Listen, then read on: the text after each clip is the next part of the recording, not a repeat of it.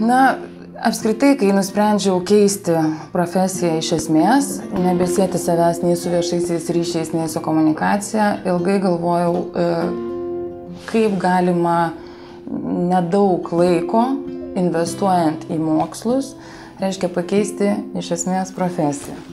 Mano berniukam yra 12 ir 11 metų. Mes vedžiojame kartu šunis ir einame į mokyklą, o tada pasikartojame visas pamokas, kas buvo užduota žodžiu.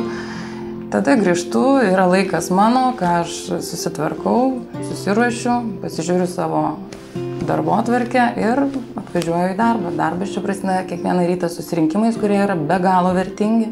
Tai yra tiesiog vėlgi didžiulis informacijos kiekis, kuris yra šitam darbe neįkainojamas. Bet, ir toliau jau einamieji darbai. Oi, žinokit, mano dienotvarkė iš tikrųjų yra tobula. Darbo yra labai daug, bet vėlgi tu ją gali planuotis taip, kaip tu nori. Jeigu tau šiandien nėra nuotaikos kilti iš lovos, gali dirbti iš lovos telefonu. Pats planuoji savo laiką, pats žinai, ką tau reikia padaryti, esi sąmoningas žmogus ir žinai, kad jeigu nepadarysi, to ir nebus.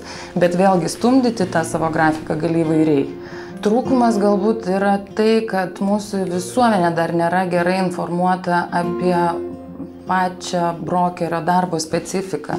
Mes atstovaujame savo klientus, mes juos giname, mes juos apsaugome nuo įvairių ir teisinių, ir mokestinių, tarkime, netgi dalykų. Mes padedame jiems išspręsti jų problemas. Ir tiesiog manau, kad Remaxo brokeriai gauna daugiausiai mokymų, todėl yra profesionaliausi.